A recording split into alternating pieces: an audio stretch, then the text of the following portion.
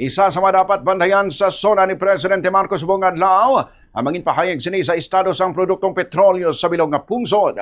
Sa interview sa nga Bombo Radio kay Attorney Alfredo Anunggayan, isa ka bombo abogado, iya ginpahayag nga isagid sa pinakadako nga isyu sa mga tuig, among pagtimbuok sang preso sang produktong petrolyo bangod sa nagaparang nga kinagamo sa Middle East nga ginahalinan sang supply sang nasambit nga produkto. Sunod sa iya, dapat nga ilakip gid sang presidente sa SONA kung paano sini atubangon kag solusyonan ang problema. Pahayag pa sang Bombo abogado samtang nagasaka ang preso sang produktong petrolyo, nagasaka man ang preso sa mga pangunang balaklon sa merkado, nga nagatuga naman sang dako nga huol sa publiko, ilabi na sa transport sector.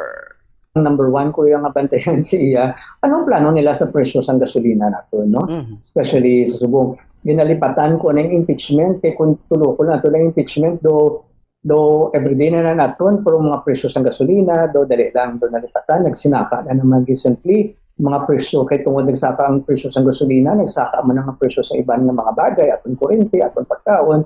So lang tawon naton, kung pagbantayan naton, anong iyang plano, dira.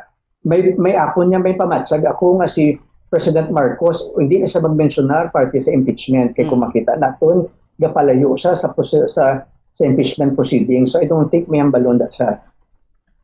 Si Attorney Alfredo Anunggayan, ginalantaw man sang legal expert, ang ginpahayag ni Palace Press Officer Attorney Claire Castro nga earth-shaking announcement ni Presidente Marcos ang posible may bago na naman natukiban nga eskandalo o kung irregularidad sa Pilipinas.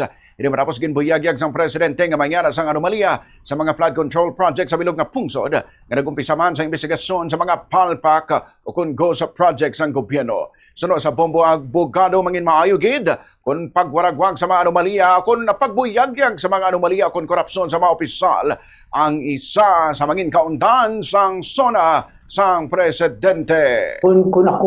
Kung first last year, bigin basihan na ito niya nga pasabog to ang flood control issue nga skandal na nagkausa sang nagkaskid na no muna ni na nagkinasuway na nalagyo na tong sinutong congressman to.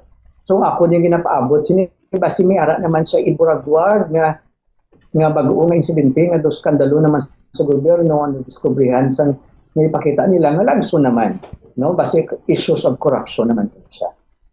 Ang dugang pahayag ni Attorney Alfredo Anunggayan.